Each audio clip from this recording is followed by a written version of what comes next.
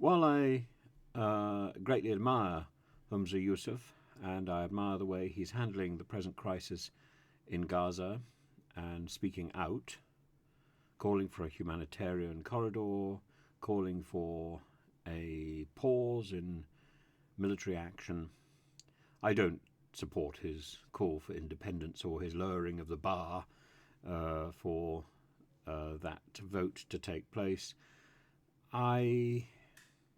I think, on principle, we should look at what happened to the UK after leaving Europe and the fracturing of our society, of our standing in the world, simply because we have divorced ourselves from Europe. If Scotland wishes to divorce itself from the UK, I think that can only be worse, both for the UK and for Scotland. I don't think an automatic entry into Europe is on the cards, and I think, from a practical point of view, I think it's the wrong call. However, I entirely sympathise with Humza. Why would he want to be in bed with the current administration in Westminster?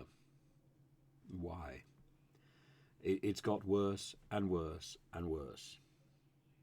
And from the point that the Brexit referendum was conducted, in fact, I would say slightly before that, but certainly from the point in 2016 of the Brexit referendum and Mrs May's tenure, followed by the mess of Boris and Truss.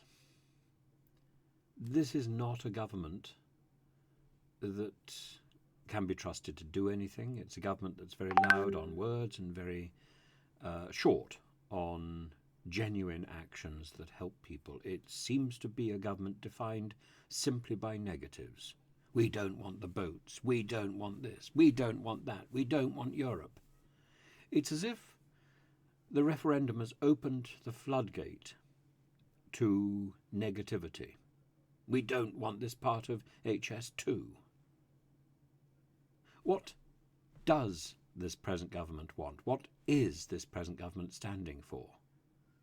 Is there anything positive that it can offer? Is there anything positive that it is proposing? And I think also, when we look at the various causes of the events that determine the way a government develops, events, dear boy, and so on, the Afghan evacuation handled appallingly.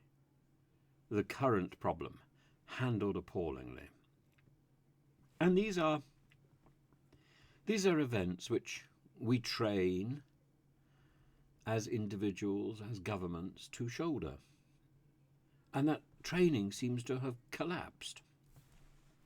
The only statesperson, the only statesman in our country who is maintaining dignity and commanding presence is Humza. The only one. And yet here I am saying that I don't like Humza's policies. I must be in cloud cuckoo land. The only person I admire is the only person whose policies I cannot follow and could not endorse. It's madness, isn't it? And that's the position we're in.